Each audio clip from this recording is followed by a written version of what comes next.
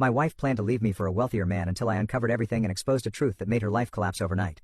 I, a 35-year-old male, met my wife, Amber, a 33-year-old female, right after I finished my last contract as a private military contractor. I was transitioning back to civilian life, looking at corporate security management positions. She was working as a paralegal at this fancy law firm downtown, looking all professional and put together. It seemed like she had her act together, you know. We dated for 2 years, got married, and bought a modest 3-bedroom in the suburbs, the whole American dream package. I eventually landed a job as security director for a chain of luxury hotels, making about $110,000 a year. It was not Jeff Bezos money, but decent enough that I never thought money would be an issue in our marriage. Amber continued working at the law firm, though she cut back to part-time after a few years, claiming the stress was too much. I supported her decision because I thought we were partners. Fast forward to 3 months ago. I was looking for our tax documents in Amber's desk. We've been married 10 years, by the way. And I found this letter she typed up. It was titled, 15 Reasons Why Our 10-Year Marriage Should End. Yeah, that's right. A bullet point list explaining why I wasn't worth staying with anymore. My gut reaction was like someone punched me in the stomach hard.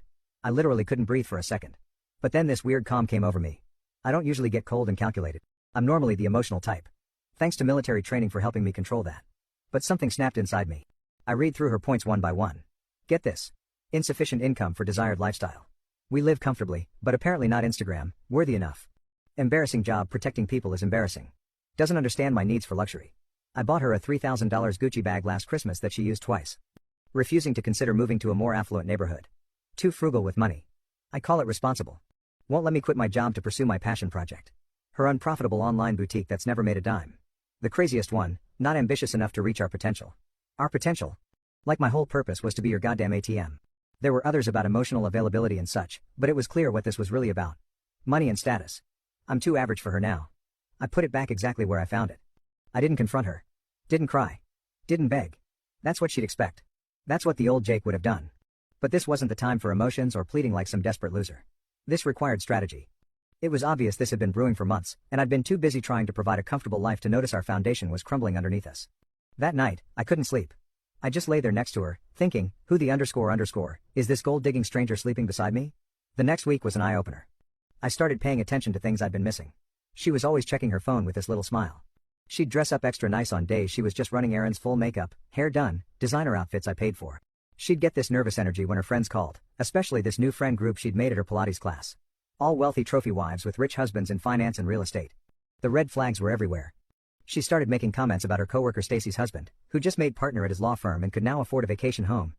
Or about how her college friend Jessica married up and never has to worry about money again. It was like living with someone who was constantly comparing our life to some reality television show. That Friday at dinner, she brings up how her friend Megan just got divorced. She got the house in Westlake, half his retirement, and $9,000 a month in alimony, my wife says, watching me over her wine glass. She's dating this hedge fund manager now. Sometimes I wonder what that kind of freedom feels like. I just nodded and asked if she wanted more wine. The confused look on her face was satisfying as hell. She was fishing for a reaction, for drama, for something to justify what she was planning. I gave her nothing. That night, while she slept, I checked our joint accounts. Turns out she'd been making transfers to a separate account for 3 months. $500 here, $700 there. Nothing that would raise alarm bells if you weren't looking for it. But it was clear as day to me now. She was building an escape fund. Classic move. I made a decision right there. I wouldn't fight to convince her to stay. I wouldn't beg. Wouldn't try to manipulate her emotions. That's weak. Instead, I'd show her exactly what losing me meant. Not through words, but through action. And if she wanted war, I'd give her war. Next morning, I got up early, hit the gym harder than usual, and started making calls. First, my army buddy Steve, who's now a divorce attorney. Then, my old platoon sergeant, Mike, who's a financial advisor. I needed to protect myself while creating the perfect environment for her to show her true intentions. I've always been in decent shape from my military days, but I'd gotten comfortable. Time to get back to fighting weight. I started hitting the gym at 5 a.m. every day before work, downloaded a meal plan, and cut out all the junk food completely.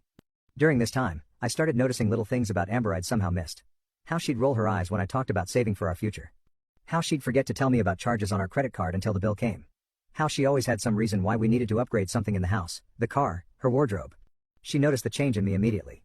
The way I kept distance, how I made decisions without consulting her, the way I stopped sending my usual check-in text during the day. When she asked if something was wrong, I just smiled and said, just focusing on some personal goals. She looked annoyed that I wasn't sharing details.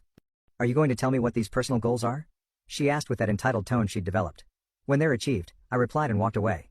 The look of confusion on her face was priceless. By Monday, I'd secured copies of all our important documents. By Wednesday, I had a clear picture of our financial situation, and what a separation would actually look like for both of us. Knowledge is power, and I was arming myself while she thought I was clueless. I also did something I'd been putting off for years. I connected with an old commander who'd been trying to recruit me for this elite private security firm that protects high net worth individuals and corporate executives. The salary nearly tripled what I was making now. But I'd always said no because it would mean more travel and I wanted to be home with Amber. What a joke that seemed now. The question wasn't if our marriage would survive anymore. The question was if she deserved the chance to stay after she made that list. The ball was in my court, and I was about to show her that throwing me away would be the biggest mistake of her life. Not by begging, but by becoming the man she couldn't afford to lose. A man with options, boundaries, and self-respect.